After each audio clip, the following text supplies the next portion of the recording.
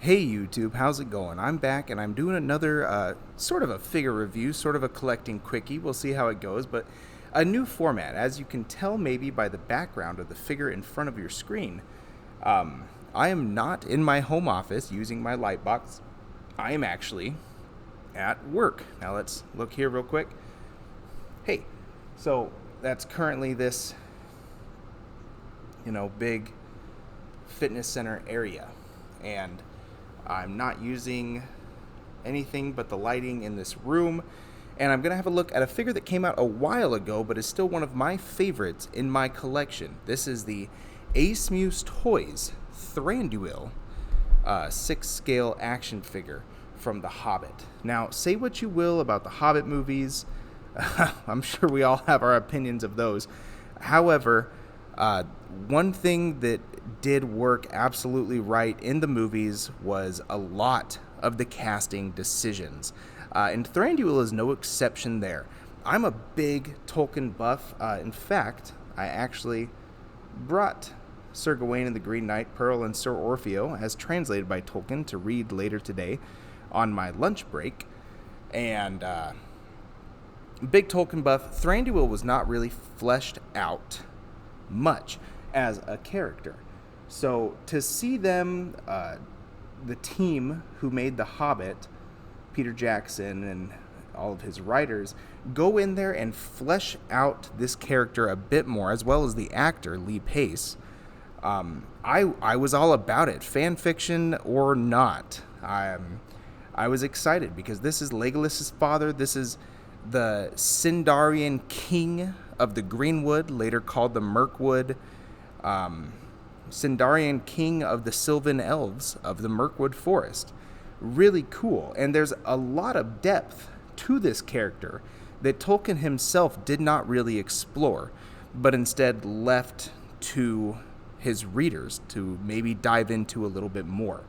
Now, Thranduil was not present in the Lord of the Rings books until you get to the appendices. And there it is basically explained that, yes, during the War of the Ring, Thranduil, he wasn't fighting alongside Legolas and the Fellowship and all that, but he was doing his part. He was doing his part in the Mirkwood, which is where his loyalties ultimately lie, is to his people, to his elves. He is a great king in his own right, but he is powerful. He is cold. He was a king of the Greenwood.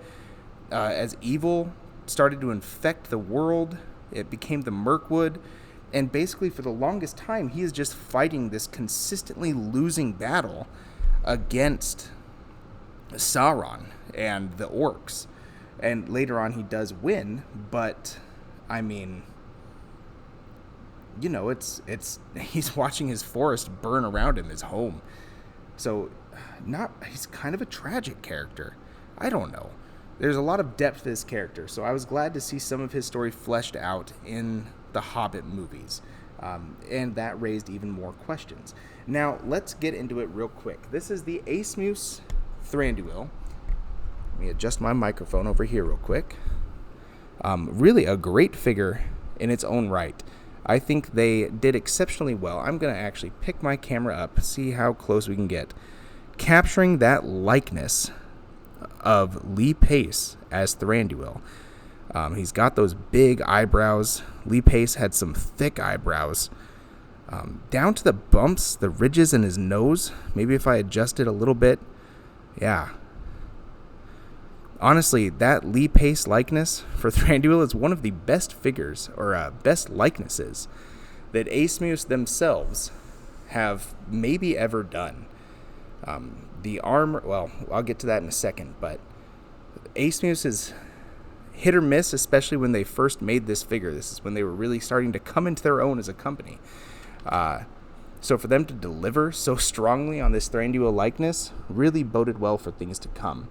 The costume itself, I absolutely love. They went in the movies with this sort of bird motif. Now, it would make more sense if they were, leaves, and there was some of that, especially as seen in Thranduil's crown throughout the movie, but that was sort of taken up in the Lord of the Rings also, and they did want to distinguish the woodland realm from those other realms. So they went with this bird motif for at least Thranduil and Legolas, the Sindarian elves. And it's just carried on through the outfit subtly. Marvelous, marvelous, marvelous. These armor pieces here have this beautiful flowing elven sort of design that is sort of reminiscent to the script, the elven type hand itself. So I do like that. Now, I have actually had this figure in my collection several times before, and I've always sold it or traded it, but I was able to get it back into my collection from one of my favorite collecting acquaintances, Daniel Yoon, who we did a trade, and I got this back in my collection. I really don't have any intention of trading it or selling it this time, even though it is now really sold out in a lot of places and can fetch a high price. But Asmus is pretty good at re-releasing or doing limited timed re-releases of figures, so there is still hope out there if you're patient enough to get this guy. Now, one thing that you'll notice that I did on these swords here is I've wrapped a bit of twine around the hilt, and that is because this guy does fall prey to the not being able to hold his accessories efficiently, which is something prevalent in Asmus figures. Other than that, the only other modifications that I did is to this hand armor right here. Normally, these pieces were actually attached to the forearm armor, and they just sort of dangled down and hung loosely when you're trying to do a pose, and they did not fit as they are supposed to on the hand. So I actually pulled the armor off and affixed it to the gripping hands here so that they constantly look as they should. Now, I'm going to adjust this real quick. Let's get Thranduil out and into a pose. I'm going to take out his other sword.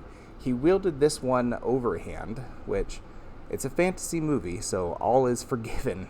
But first of all, if you're wielding two swords, okay. Well, he's a powerful, magical sort of elf, Sindar elf, second only to the Eldar elves in terms of their raw magical power, which, you know, in Tolkien's universe is really soft magic system, which is part of the magic, I suppose, of those movies and books. But there, so we've got them all posed up. Let's take this camera off real quick and just appreciate Thranduil in full.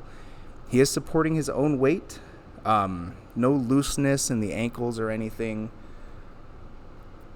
That undershirt there, beautiful, eye-catching material. It reflects kind of purple and red, flows into that cape back there, which is a nice soft felt material. And you may be able to tell, let me set this down real quick here, based on just how it's flowing, there is a wire at the very bottom. It is a thin wire, but this is a very light cape, so it, you know, it's enough to get a little bit of a flowing effect. I have had, like I said, a couple of these Thranduil figures now, and the first one I had, I wonder if this is just sort of how the outfit sits on the body. And the longer you have it and the more you pose it, if that sort of straightens itself out. But the shoulder joints here were just choppy, chunk. And now I'm getting a real good smooth motion, even with those heavy die-cast metal swords in there. Oh, hand popped off. Oh well. Easy fix.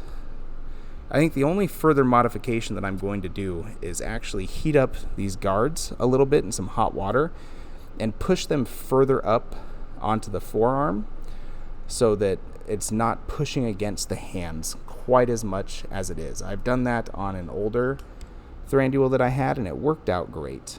So that's my last plan for modification.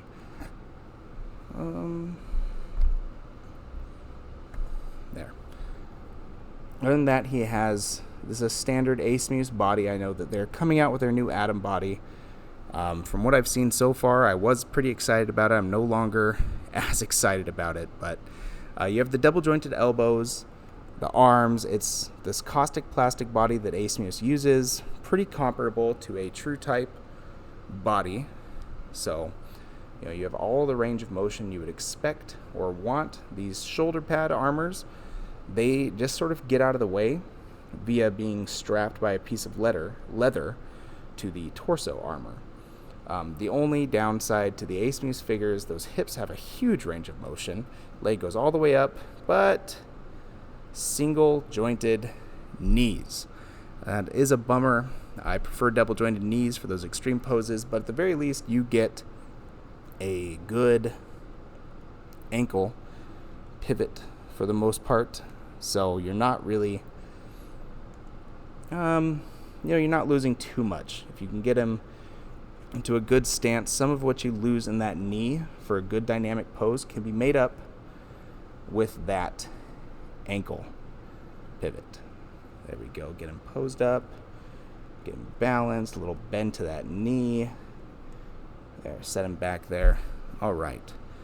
So, as said, this is the Asmus Toys 6-scale Thranduil. I love the idea of the Sylvan Elves of the Mirkwood, even though Thranduil is Sindarin. He is king of the Sylvan Elves.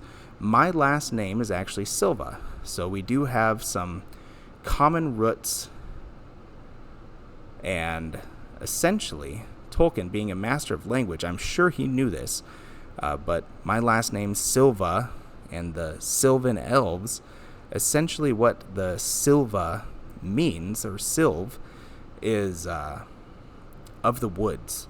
So, people of the woods. That's what that surname denotes. So, you can Google it if you want to. So, I guess we have something in common there. Anyways, this is a beautiful figure. It's the only really representation of the Hobbit movies that I have in my collection. The rest are all from Lord of the Rings.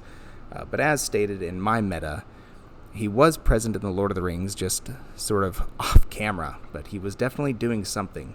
He wasn't completely being an isolationist. He wasn't holed up in Mirkwood doing nothing. He was in fact defending his home and bringing it to the point where it could once again be called the Greenwood.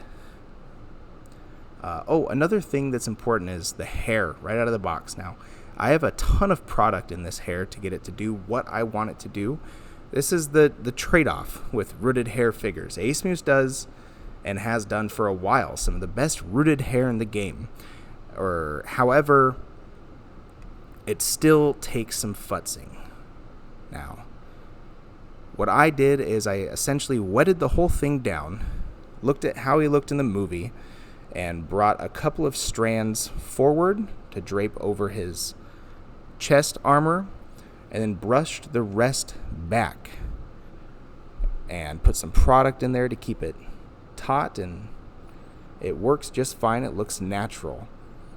But if you do get this figure, you are going to want to probably, if you want him to look accurate to how he did in the movie or close enough to it, you're going to be doing a little bit of 6-scale hairstyling, which isn't the end of the world. There's various videos on YouTube about how to do it to various figures, but easy enough. Just get a really fine-tooth comb, and don't take the bangs necessarily. Swoop the bangs to the back, and brush a little bit of the back forward to drape over that armor. A little bit of matte hair product, MATTE, is what you want. You don't really want a high gloss because you want it to look natural. You don't want it to look like you just gelled up his hair. And you'll get a good look. So anyways, yep, this is live, or not live when it uploads, I guess, but this is from my work desk this morning. I had a little bit of extra time, so I wanted to talk about what's on my desk. And today it is the Asmus 6-scale Thranduil. If you have any more of these questions, or you want to see a real review in the light box that goes a little more in depth than what I've done here today, go ahead and let me know in the comments. I'd love to get a dialogue going with you. Otherwise, stay happy, stay healthy, and keep on collecting. Goodbye, YouTube.